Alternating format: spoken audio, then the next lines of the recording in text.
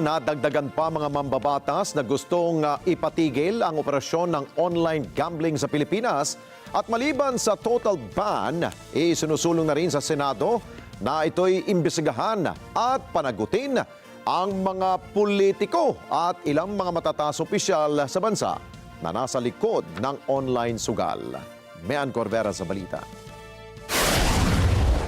Dumarami pa ang mga senador na nagsusulong ng total ban sa online gambling. Naghain na rin ng panukalang bata si Senador Raffy Tulfo para sa total ban ng sugal na tinawag niyang sakit o epidemya. Ayon sa senador, nakakabahala na pati mga bata nangungupit na sa mga magulang para makapagsugal online.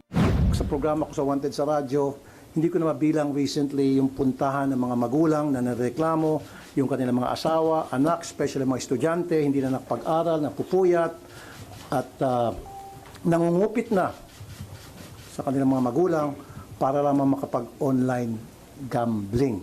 Especially itong scatter, sobrang lala na. Something has to be done.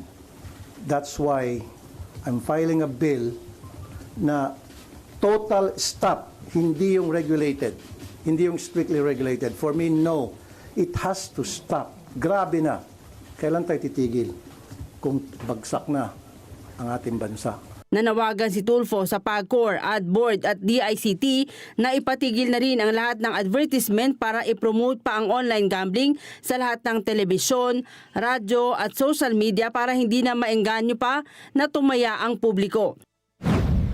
Galing ako sa bahay ko, papunta rito, binilang ko, 7 ang billboard ng online gambling. 7.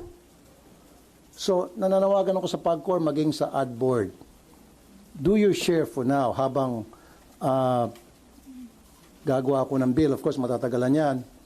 And habang pinag-isipan siguro ng ating sa executive kung anong gagawin nila, do something, itigil na muna lahat ng advertisement sa online gambling.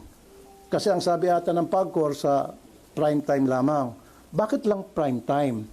Paano sa hindi prime time na may mga bata nanonood din? So dapat tigil yan sa TV, radio, newspaper, social media, lahat. Kung nagawa natin yan sa sigarilyo, remember dati sigarilyo left and right, may advertisement yan. Lahat ng platform sa media, napatigil. So bakit hindi natin mapatigil itong sa online gambling? Kung gusto yun ng PAGCOR, kaya nilang gawin. Nais din ni Tulfo na paimbestigahan at papanagutin ang mga politiko at matataas na opisyal ng bansa na umani na sa likod ng online gambling. Umaasa ang senador na isang isyong ito sa babanggitin ni Pangulong Bongbong Marcos sa kanyang State of the Nation address dahil matindi na ang pinsalang dulot ng online gambling. Hinggil sa mawawalang kita, marami naman anyang maaring pagkunan ng gobyerno. That has to be investigated. Dapat imbestigahan. Sino yung mga politiko, sino yung mga malalaking opisyal na involved sa online gambling, online gaming. Sampahan ng kaso ombudsman. Sampahan ng kaso Sandigan Bayan. Find out who these people are. Kahit na sabihin natin legal, dapat ang mga politiko ay nagsisilbi sa taong bayan.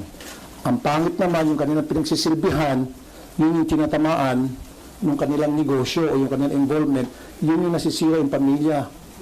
Yun yung nawawasak. Naghain naman na magkahiwalay na resolusyon sa Senado at Kamara para imbestigahan ang talamak na online gambling. Sa resolusyon na inihain ni Senador Win Gatchalian, sinabi nitong kailangan magsagawa ng pagdinig dahil kahit klaro sa batas na bawal magsugal ang mga bata, wala pa ring komprehensibong polisiya at intervensyon ng gobyerno para direktang pigilan ang paglaganap ng offline at online gambling sa hanay ng mga mag-aaral at mga kabataan sa loob at labas ng mga eskwelahan. Mas madalian niya ngayon sa mga kabataan ang magsugal dahil sa kanilang mga smartphone at e-wallet. Iginit naman ng isang kongresista na hindi dapat manghinayang ang gobyerno sa mawawalang kita sa sugal dahil ang kapalit nito ay pagkawasak naman ng mga pamilya, lalo na ang mga lulong sa online gambling. We all understand na $200 billion industry ito, pero alam din natin at the same time na hindi sagot sa lahat ng problema ay pera. Mean Corvera para sa Mata ng Agila, matatag, matapang, matapat.